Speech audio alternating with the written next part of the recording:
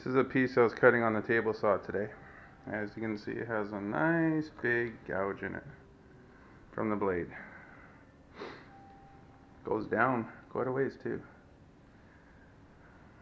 I had one of my dumb moments, I guess you could say. And when I passed this piece through the table saw and finished cutting it, I was cutting the side, square it up. Me and my stupidity, I decided to pull it back with the saw running.